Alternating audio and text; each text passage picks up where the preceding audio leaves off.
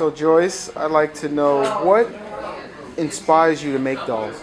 I started back in the 80s making black angels. I used to sell black angels at they had a show up in at the Jacob Javits, Kwanzaa. I started off with angels doing making black angels at the Kwanzaa show and Black Expo. Oh, okay, Yeah, the okay. 80s, yeah. But I've really gotten serious since the last 5 years. So do you remember Really gotten into it. what was the impetus behind you saying, I want to put something together with my own hands in a doll form? Well, I've always been exposed to art. I grew up, my mom we was exposed to art. We had art all around us. Plus, I went to an art school. I graduated from an art high school. Oh, And then very I went good. to college. I was taking art classes, but then I had to stop. I see. Yeah. But I was always exposed to art. So I grew up with it. see, I see. So Going that to was an inherent that was museums, inherent in you then. Yeah, going to museums and stuff like that. Yeah. Can you tell me about the first doll that you sold? How did that make you feel? Do you remember? It's been so long. It's been so long. I was shocked. I was shocked actually. My first doll that I did was a toothpick just from Sculpey Clay, and I just did a little round head. And I used for the angel wings, I just used leaves, gold leaves. Oh. And the people bought, they were ornaments. I could not believe that people bought that. Oh. I was shocked. Oh, okay, They okay. actually bought that. So that must be a good feeling when the market and customers show their love for what you do by actually buying it. Yeah. And through the years, I find out customers will tell you what they want, and you'll know if you listen to your customer, you can tell what sells. You'll Yes. know what to make. Oh, very good. Yeah, they'll tell you what they want. Okay, okay. Very good. So what would do you have any particular type of doll that you love making or a specific doll making methodology or technique that you typically follow? I like making little girl dolls. Little girl dolls. And that's actually what, once I started really getting serious about dolls, I started doing little girl dolls. And I've gotten sort of out of it, but I'm going to start back doing my little girl. Yeah. So what, for example, looking at these beautiful dolls that you have here, are these evolved from the little girl dolls, or can you give us a No, little? depends on what kind of mood I'm in. Okay. Yeah, depends on what kind of mood that determines what type of doll I'm going to make. Because you're Excellent. always coming up, artists, you always come up with some kind of idea. It just goes through your head. Yes, yes, yes, yes. So the dolls that are on display here, can you tell us a little about them? Well, the last few shows we did, our clients tell us what they want. Like big girl dolls, big girl ladies will come and say, well, we're the big girl dolls. So they'll tell us what they want, and you just do it. People will tell you what they like and what they don't like. They want something that represents them, and that's how it is. Tell them. So, how many collectors roughly do you have that follow you? That I don't know. I'm not very good at keeping track. Oh, Stuff okay, like that. okay. Yeah. Okay. Gotcha. I don't even know if I have a following. I don't know if I have a following.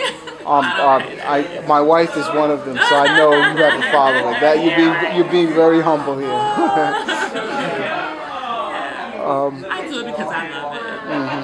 And it's a way to meet people. And like I said, people tell me what they want. They do. So can you tell us what participating in the Black Doll shows does for you, and what do you think about just It means a in lot to me general? to participate in the Black Doll Show. Any Black Doll Show. Yeah. We're getting the work out there, our new work. And to me, we're defining how, when I compare dolls from years ago, how they used to make black dolls. Well, we want to give it a different image. So that's my aim to, when I do a black doll, I'm doing a different image of how I want our black doll to look in the future.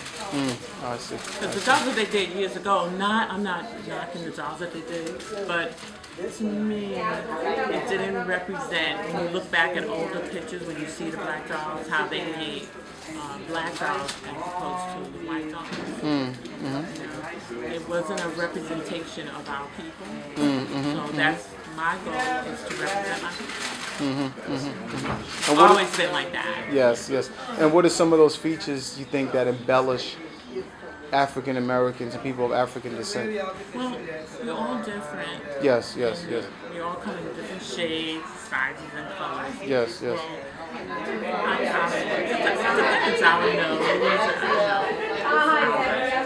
lips, or something like that. Everybody's different. So is there anything that you would want to tell collectors out there in general as it relates to the energy that's behind the scenes in making dolls for them? Something can happen and I can just get inspired and I want to do something right then and there. And when you come to shows like this, you can meet people or just look at something and that'll inspire you. So that's how I do my dolls. Okay. I be thinking of something and I'll say, just try that. I can get inspired. You can get inspired from any person, anything. One thing can trigger it off and you can get inspired. Yes, yes, yes, yes. Okay, excellent. Well, Joyce, thank you for talking with me, and thank you for participating in the New York Black Doll and Gift Show. Okay, thanks.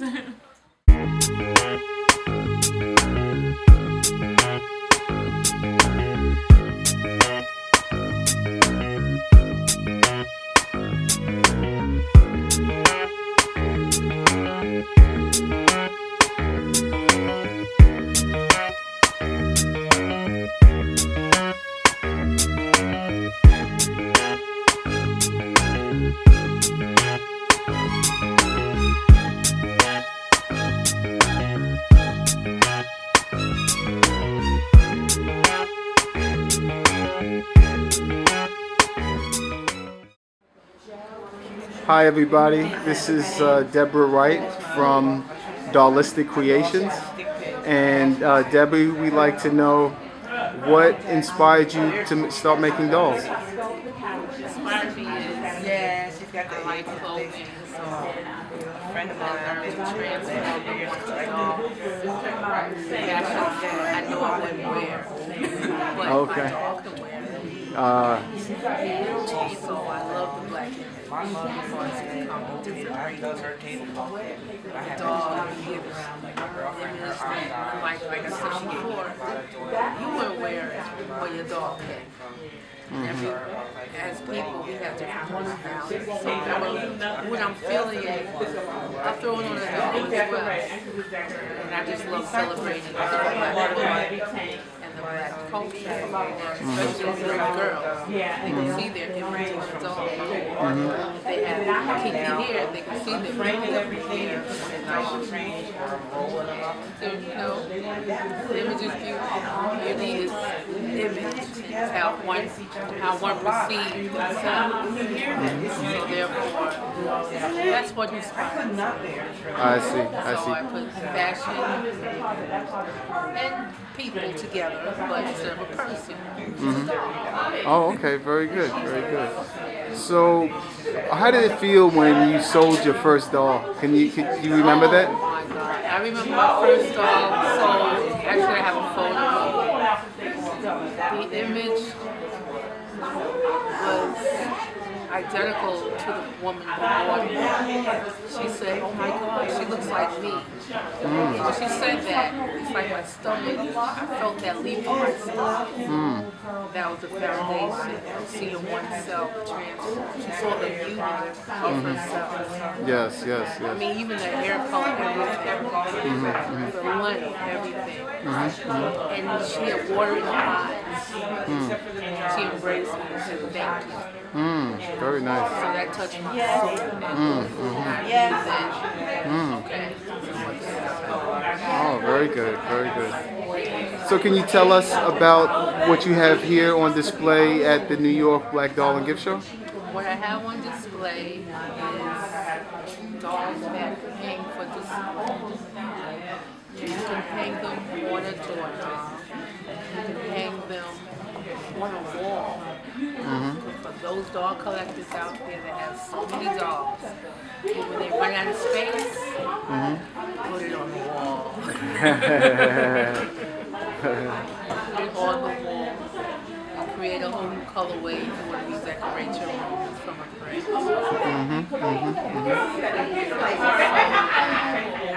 I upgraded the styles of the bendable doll in the room for that artistic girl or artistic woman that likes to dress her way, who's in the arts already. And for that young girl who aspired to be a designer, or maybe an actress, or maybe into singing, want to create a whole band. She can see, well, get ideas. This is how we can dress. Wear the skinny jeans with the funky top, you know. So it's for that artsy girl who don't want to be like everybody else. Yes. Just want to be different. Yes. Dares to be different. Yes. So what are some of the things that your customers have told you once they purchase the doll? Well, I always hear this. They feel peaceful. They feel, every time you look at their computer, because a lot of them place them on their computers, you know, they feeling really down. They look at their doll, just makes them smile, or they'll hold her, embrace her. So every time they're working, they can always look at her. It's almost like she's become a person to so they always feel good when they buy them. Then they always come back and buy more. They even give me suggestions of different colorways, which I'm always open for. And I really appreciate it. And one person said she changed how her style and dressing too, because it gave her an idea. She wear big top with skinny jeans, even though she was full of figure. But she said, you know what, it works for me. And even changed her hair. You know, it made her dare to be the person she wants to be. Yes. So the design aspect inspires them as well. So do you foresee yourself making dolls well into the future? Oh yes, I see that because children grow every day, especially young adults, and I feel it's important, you know, for the black woman to keep a beauty in front of her. I see as I retire from working for someone else who will launch me into my work, thinking globally about because they look at it as cultural too. So I see it more as an online business for sure. Definitely. It's just not dolls, it's doll-like things, dollistic things. Yes, That's why it's dollistic creation. Oh, very nice. Yes. Excellent. So, what do these type of shows mean for you as an artist and as an individual? What it means to me collectively, it's like the village come together and we do our merchandising, culturally, we inspire you. That's what it does for me. And it's like a reunion too. That's what it does. It's like family. It's like a dog. You know, and get more ideas, more information. That's what it does for me. And you meet new people, of course. New buyers. And they bring their friends the next time. And it's a quiet secret, but we're going to explode, I feel, in 2020. People will go Black Doll International doll show. Yes. There are people here. There are people who haven't seen this before. Okay. But I feel it's for the Okay, very good. Well, Debbie Wright from Dollistic Creations, we thank you for talking with us. And for everyone out there, you have to come look at her stuff. Fabulous.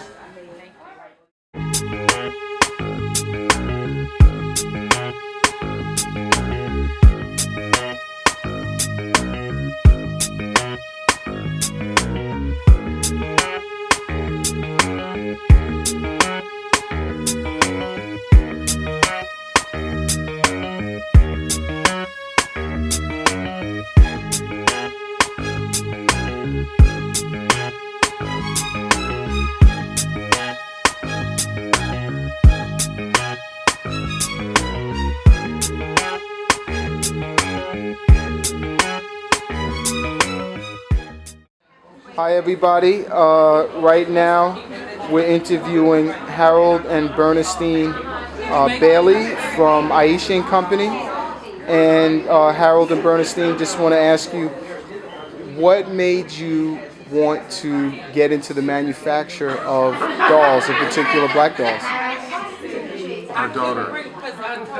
The company is named for our daughter. Our daughter is a pediatrician, and she started doing cards when she was in college, and then right after college, she started doing National Stationery Show. And was with her cards. She created a set of baby announcements, and for those announcements, one of the things she noticed in the marketplace was there was not a wide representation of different kinds of babies from the point of view of looks and features and so on. So she created 16 different characters, and out of that she got a pretty strong response and decided, well, why not try to turn it into characters, plush characters that are three-dimensional. Yes, yes. And so we went to the toy fair, talked to several manufacturers, toy fair, and found a couple of them who kind of responded with the design she already had. She knew what she wanted to look, to touch, to feel, to be, and we got that done. And that's kind of how the Aisha Baby started about 5 years ago, 5 or 6 years ago. Yeah. And I mean, the reason for it should be obvious. If you take a look at what's going on in the marketplace, whether it's the toy industry or it's the gift industry, there is a single character usually that is the center of everything. Everybody else is either a sidekick or kind of an accessory on the side.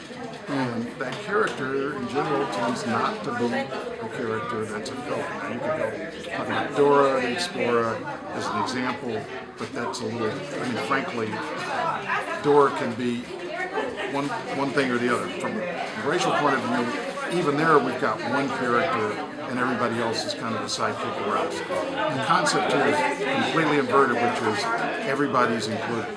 So there are 8 boys and 8 girls and 8 flavors to get away from that message. So we have Coco, boy and girl, Poppy, turbinado, mocha, peach, chocolate chip, marigold. And there's also the counterparts over on the other side with girls. These are the boys. So there's Cocoa Girl, Mocha Girl, Poppy Girl, Chocolate Chip Girl, Marigold Girl, and Turbinado Girl on the other side. So there's caramel that's missing out of this match, and we've got 13 out of the 16 different characters. She's also expanded it so that they each have a skill, and she started to write stories about them, and those stories are being narrated online. So if you go to our website, www.aishaco.com, AISHACO.com, and then click the Stories tab, you can go see what the profiles are of each character, and then get narration on the stories that start to introduce how they work. And they work together as a team. Each has a skill, they bring their skills to the table to solve a problem, and they get it done. And there's a lot of respect for themselves and a lot of respect for each other, all of which we think is very important, because the core thing that's missing when you have an industry that pushes images to kids of what's basically the dominant look, the look that counts, whether it's implicit or explicit, Yes. is that if their look isn't there, somewhere down there they get the feeling they don't count. And whether you want it to be there, that whether it's conscious or not, that's a reality. And so what this does is it allows kids to all buy in with their character, either with the look or the skill, so they can buy in the attitude with the personality. And each one of these characters is meant to be compelling, so you don't end up with the leader and everybody else following around. Yes, yes, yes. That's the way she's doing the story. So that's everybody's included is kind of what Yes, yes. the idea. And our tagline is "One World, All Flavors." Excellent. That was trademarked. Excellent. I'm sorry. Anything else you want to add? Just that they are child safe. So we've been tested for infant on up. Good for senior citizens, good for college students. Each one is very, very soft. It's nothing hard on any of the products. They're all embroidered with the artist's name.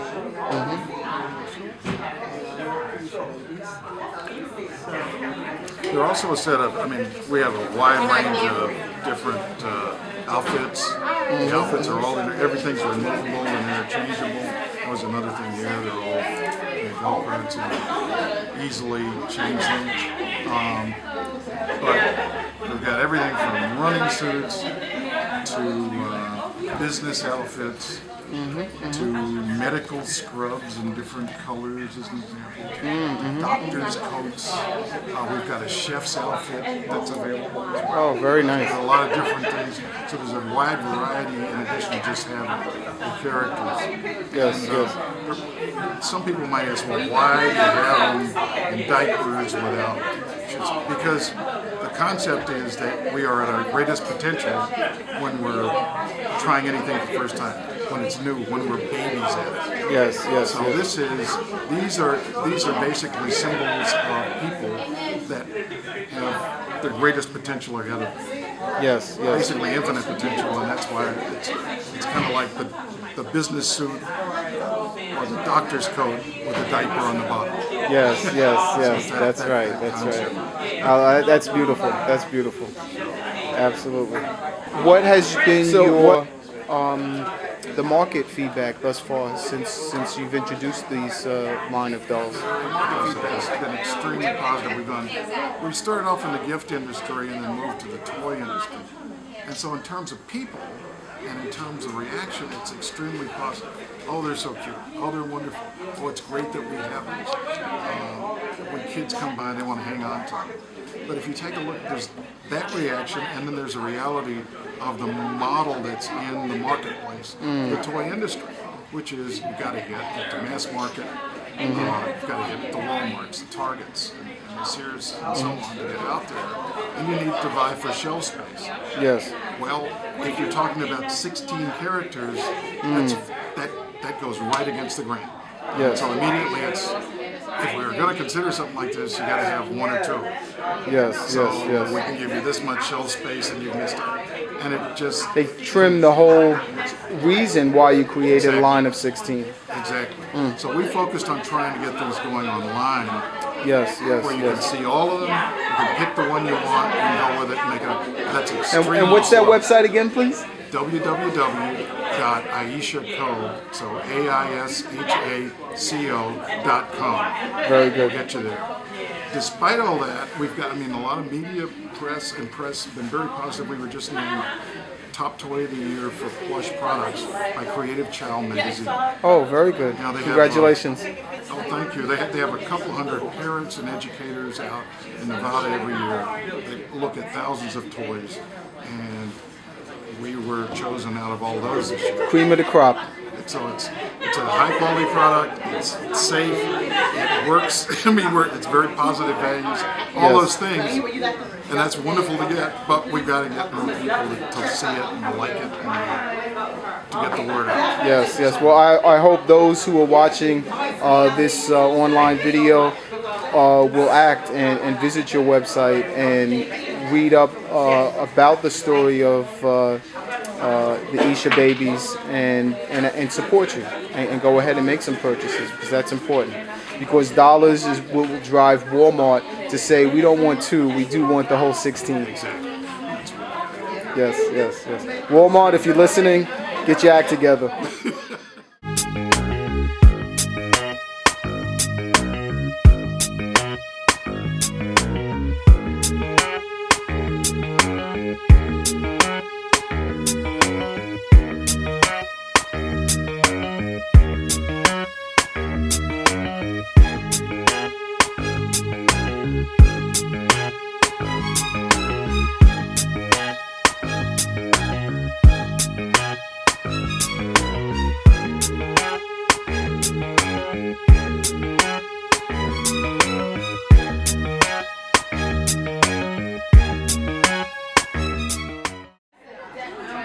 Hi again, everybody. We are here with Angela Huggins of. Okay. And so, Angela, what inspired you to make such beautiful handmade dolls? I've always loved dolls, so that was not a factor. I always wanted to make dolls, and I always did. One thing that really inspired me was that there was not enough black dolls, not enough representation of us. And they always think that we either have to have African outfits or look like men.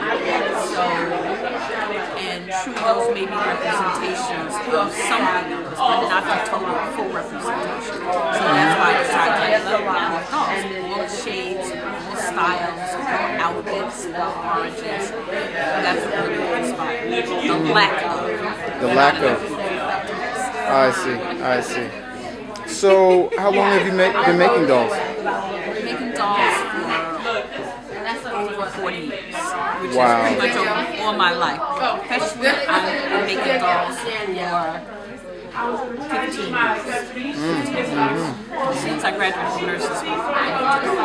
Oh, very good, very good. And can you had shared something with me earlier. I'd like you, if you don't mind, to share that with our audience. Well, what had happened is I've been making dolls for a long, long time, and I got to a period where I got really sick and I was unable to really make them the way that I wanted to. And through the encouragement of friends and family, that really maintained me, I was able finally this year to finally just really start making dolls as a business. And one of the people who inspired me is Sarah right next to me. Okay. It's Gwen. So because she just mentioned you have to tell us your name. I'm Gwen Jackson. I'm also a doll artist. Yes. Unfortunately, I couldn't do the show this year, but I have in the past. And I've been making dolls. Actually, she introduced me to a doll club. We've been doing dolls in the club for at least 10 years together. Oh, yes. But anyway, yes, we've been doing it for a long time. And it's something that allows you to express yourself.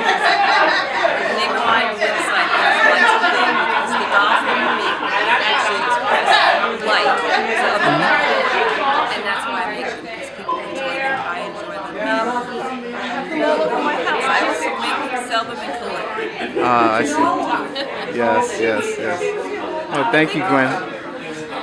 Well, first of all, Angela, just want to thank you for participating in our show.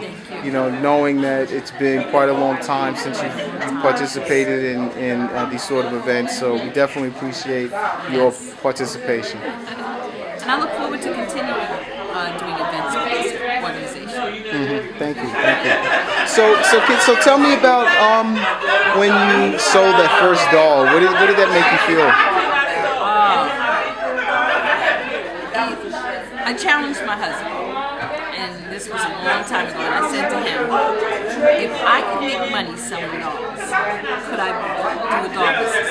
And he was like, yeah, okay, go ahead. And in 1 month, I made $800. So this was in 1993. I made $800 in a month. And then he really believed that it could be done. Dolls, people love dolls, they want to purchase them. One of the most amazing experiences I had was doll making was doing a show in Princeton, New Jersey. And Yes. And the vice president of PNC Bank called the art curator of the show and told her he wanted to buy every doll I had. Wow. Okay. Of course, I was very excited to sell my whole stock to the vice president of the bank. Yes. He sent a limousine to pick them up. Oh, very nice. Very And nice. so and the limousine driver was very, very wonderful. He let me put the dolls on the seat. He said, "No, put them in a bag, put them in the seat." So when my husband came home, we saw a limousine pulled up in front of our house to pick up dolls to take to somebody. He said, "What is going on?" I said, "Doll making." That's So right. that was one incredible experience. The other experience, which goes one and one, is to watch someone pick up your product or your doll and go, "This makes me think of something." It inspires me, or it encourages me, or it has like a good mood, or evokes a good feeling, and then they purchase it. And then I know that the person who's picked that up has treasured something, even if it's going on as a gift. Yes. It's a treasure to them, and that makes me happy. That makes me happy. Yes, yes, yes. So that sounds like a wonderful pickup, so to speak. So what has been some of the feedback you've actually heard or have read via email or letter from some of your clients who've purchased in the past? Well, the best feedback is the recommendations. So the best feedback is someone sends me an email who ordered dolls and says, "Look, I have a friend who wants to buy one of your dolls. Look, I have someone who wants to buy one of your dolls. Look, I know a little girl that needs one of your dolls." That is the best feedback and inspiration that I can receive. And then that encourages me. And then also if someone goes, "Well, you should make," or "you should do," and so I don't look at it as a negative criticism. I look at it as someone who's thinking for something for me to create, or to find, or sees in me that I can create. And so therefore it becomes a challenge. So if someone comes up to me and says, "Can you make this kind of doll?" because they've looked at what I've done and said, "I believe she can do this," and then I'll accept the challenge. Excellent, excellent. So where do you see your doll making going over the next 1 to 3 years? I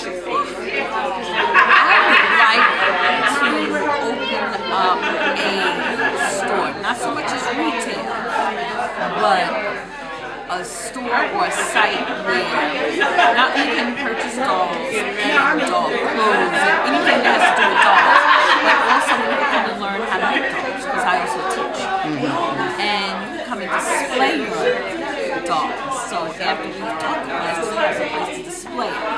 So that is my goal that I'm working on. So I don't want to just, have a store where, yes, you come and purchase dolls and I do marketing. Yes, that's great. But to give back something to the community, to leave a legacy, to teach the young people, at least how to sew a hem or something. Yes, yes. And what I find is that young people really respond to that call. So if I say, I want some of the girls to come and learn how to make a doll, you could not imagine there is no drug that you can experience using that will make you so elated to watch you teach someone and they receive your teaching and take it and love it. That is what yes, it's about selling dolls, yes, it's about selling the product, but it's about instilling a craft. When I was young, we learned how to knit, we learned how to crochet, we learned how to sew, and all the things that women feel are like domestic now, but it's not so, it's part of us, and we have to learn how to do it. And our young people are losing that, they can't learn to sew a button, so to inspire creativity. Yes, yes. So Angela, tell us about some of the materials you use in creating your dolls. The materials my basic material is fabric, and with that fabric I use cottons or I collect. Thank you. So wherever I am, I collect anything to be made out of a doll. Made into a doll. Primarily made of fabric. I've used clay, I've used other materials, but my primary fabric is cotton.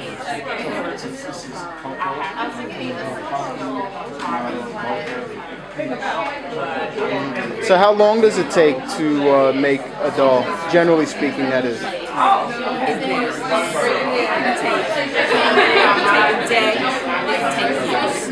Wow. So, basically, I start with the basic form, and then it has to sit, unless I'm just copying something, it has to sit, so it'll speak to me and say, look, this is what I need. So, and it really works like that. I know it's kind of crazy, and sometimes I try to pressure myself into doing stuff fast, it never works out.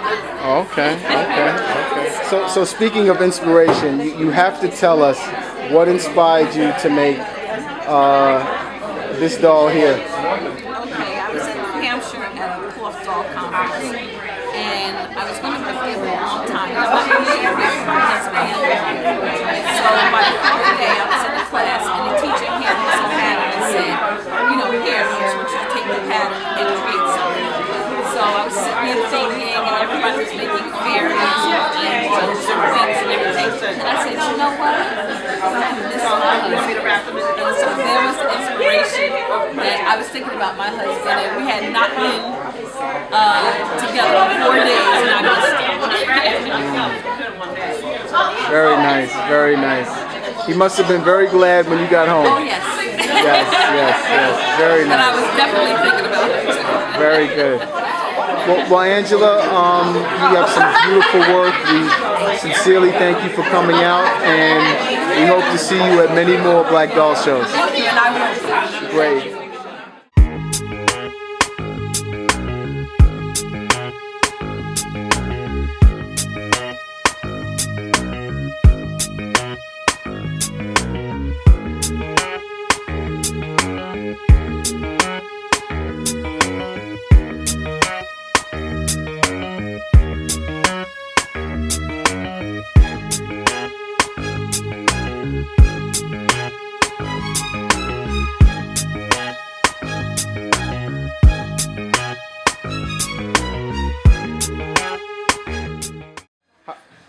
Hi again, everybody. We're here with Charles Wheatley of House of Sir Charles.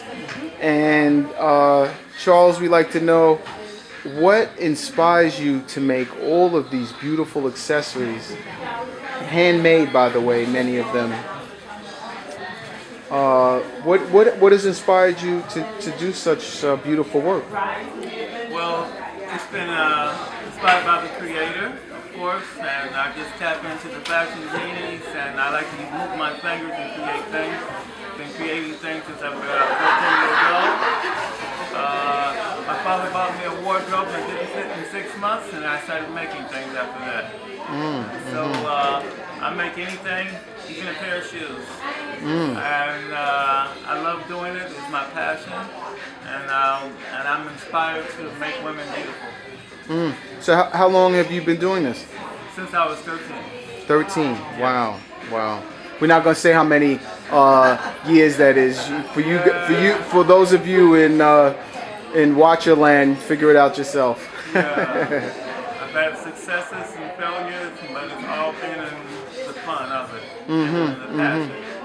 So do you remember when you sold your first creation?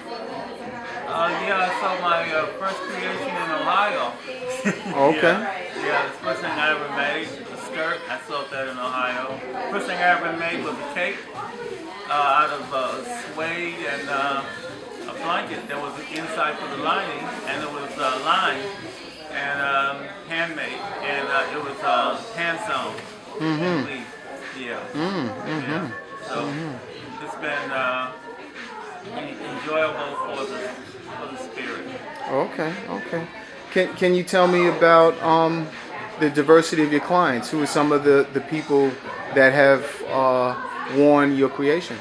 Well, I've made a lot of things on Rick James' album and Tina Marie, and I've also did Tina and One Life to Live, and all these are old stars, but I have a lot of clients like Tawapa and M. Cooney and people like that.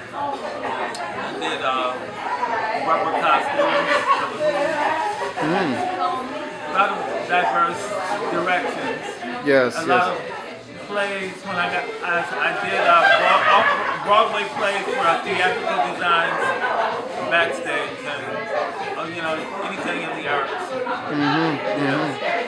Oh, very good, very good. So it's been a fun day and time. A lot of good memories. I see. So where do you see fashion and fashion accessories going, within the next 1 to 3 years? Well, in the way that the economy is working, people love entertainment and they want to be more beautiful. Anything to inspire their creativity in themselves and make them feel better. So it's probably quite a good business because people are going to be going out a lot and trying to be distracted from their pain. So I expect it to be a fairly lucrative moment. I see. So, are there any particular types of accessories that you find to be repeatedly a favorite of yours? Well, for me personally, I like working with natural things and things that come from natural habitats, animal skins, and things that have vibratory frequencies in them. And I like the ideal of recycling the planet. And instead of pushing things into the wasteland, to turn it into something that's wearable and can be usable. And so we don't have to keep making things and clogging up the drain of the planet. Yes. And there's millions and millions of animals that die every year just in the United States, and there's more than enough to fill the void of things. And I'm personally against artificial things such as certain things. People don't know that most things are made out of plastics and oils. Even furs and things, fake furs are made out of oils. And they actually pollute the ground far more than the death of an animal. They clog up the plant drain and the fish drain, not allow for the plants to grow any longer. And China, who is recently buying land all over the world, has destroyed all of their land by making plastics. So we need to recycle what's in front of us and turn it into something new. Yes. That's very good. So what are some of the things that you make using nature's material? Well, I use almost any thing that's going into a landfill or anything that's discarded. And in manufacturing areas, there are like tons of stuff that if you just take the time to use your mind, there's a lot of things that can come from it. So I can pick up almost anything and turn it into something that can be used, to make somebody look better, to make somebody feel better. Yes. Well, that's certainly another reason why people come out to shows such as this, the Black Doll and Gift Show, because they're looking for not just the black dolls, but gifts that are distinct, unique, and certainly not on the shelves of the major retailers. Yes. I'm Excuse me. full agreement of us people of art doing trades among themselves and people being very personable and not commercializing what they want to look like or feel like. And even if they can't wear a garment, you can always put on an accessory. Yes, For absolutely. a party and have some fun and take it off And repurpose it with another outfit. That's right. It'll always be fun. Yes. Even if you just want that moment to be avant-garde. Very good. So, in addition to, you participating in shows such as this, what are some of the other venues that customers could potentially find you in? Well, I do a lot of street shows and outside shows. I like to be outside. And a lot of the festivals and things that are in the area, the commercial festivals that are This is in the New York tri-state area. New York tri-state area. I'm in CNO. Okay, okay. And they would find you as House of Sir Charles. House of Sir Charles. Very good, very good. Well, Charles, thank you for talking with us. And for those of you out there looking for unique fashion accessories, you've been informed. Thank you very much. Thank you.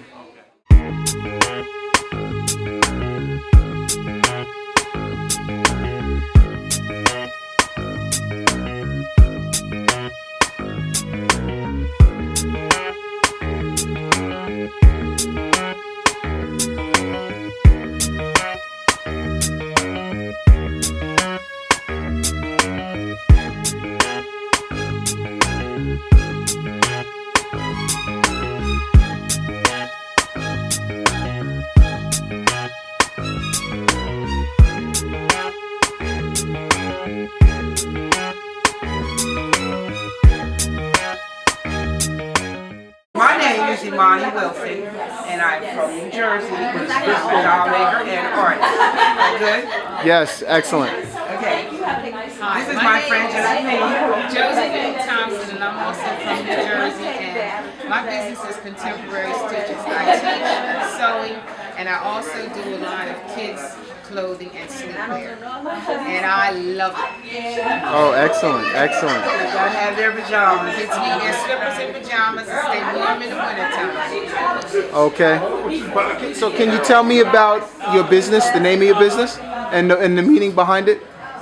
The name of my business evolved from Sisters and Brothers back in the day. Sisters and Brothers, collectible dolls, to now I'm called Sis Bro Images because I'm trying to promote selling my images and not so much my dolls, although I still do enjoy and love dolls, still make dolls, but I'm just trying to concentrate on my images, put my images on products. I see. What I'm trying to do. We're not Okay. supposed to- Yes. And my business is Contemporary Stitches, and I chose that name so that it could be past, present, and future for whatever I'm doing with sewing. And sewing is an art, it's a life skill, and it needs to be taught to men as well as women. And I enjoy sewing and creating and designing. And I've been doing it since 3rd grade. And now I really want to make it my true life profession and make some money. Got you, got you, got you.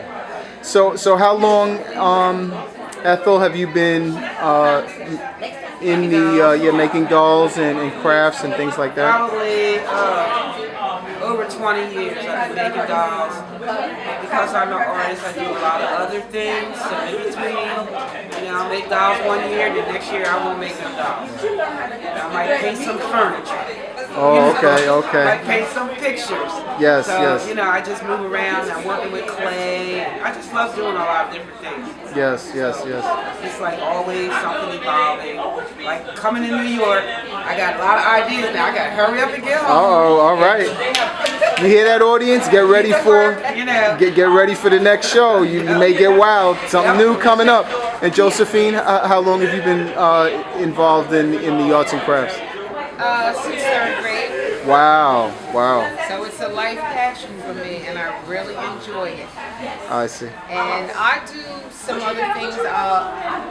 I'm trying to get into I've done a little bit of upholstery. I like a little painting, watercolors.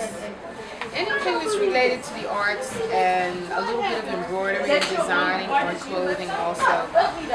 And I like to help my sister friend out whenever she needs something done also. Excellent, excellent. And we go back a long ways because she was doing dolls, and at one point I was helping her with the dolls' clothes.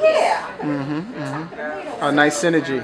Yeah, we had some fun with that too. We even sent Oprah one of our dolls. Yeah. Oh, okay.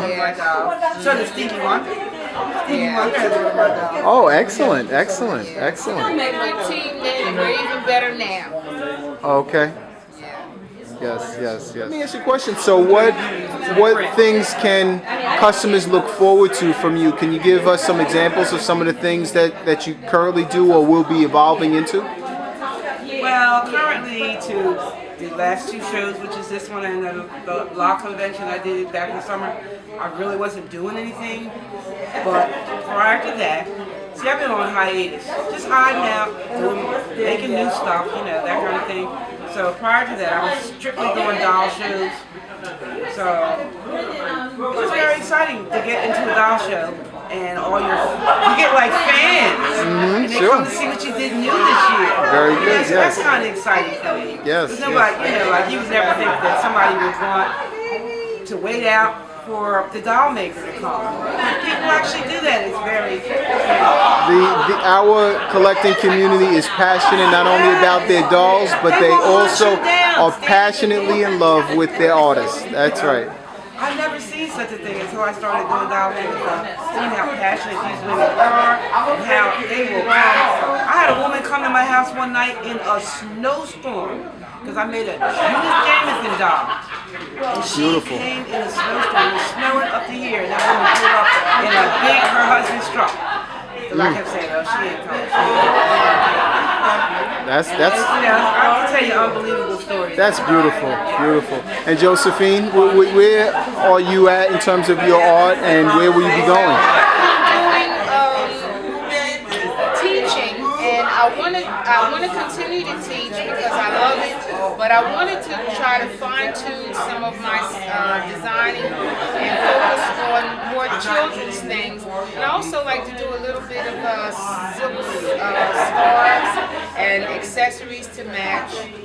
And I want to do some things for Kwanzaa because since the law convention, I've really become enlightened more about our history and our heritage. And I think Kwanzaa is really important, and we need to learn more about it. And we're going to be doing some home goods pieces like table runners, placemats, things like that, especially for the Kwanzaa celebration. Yes, yes, yes. Can you show our audience what you currently have in your hand? This is a set of pajamas and the slippers to match. It's for a little girl. Beautiful. And this is a little flannel nightgown for her. Very I nice. also do sleepwear for boys. And I also have some hat and scarf sets for girls. Very good. And I have, okay, here's a scarf and hat sets for boys also. So I'm trying to focus on the little people. Yes, yes, yes. Very nice. In parting, what would you like to tell our audience what they can look forward to in the future from you? Look for CISPRO images because they're going to be coming on some fabric, some garment, some book bag, or something near you. Oh, very good, Help very a sister good. out. Because children need images. We don't need SpongeBob and Mickey Mouse no more. Oh, We need okay. to put our own images on our thing, and that's, you know, sincerely what I feel. Oh, very good. So that's my goal. And I also want to do some things with the bathroom, some accessories. Maybe shower and window curtains to match because I keep hearing people complain that they can't find a window curtain to match the shower curtain. I see. Home decor is important when you're trying to hook that bathroom. Yes, yes, That's yes. one of the other things I'm going to be working on also. So you're going to be adding an ethnic twist to your creation? Yes, definitely. Oh, yes. very good, Yes. very good. Well, for audience, you have been prepped as to what's coming down the pike from CISPRO Images and Contemporary Stitches. And Josephine and Ethel, pleasure talking with you. Pleasure Thank talking you. with you. Thank you.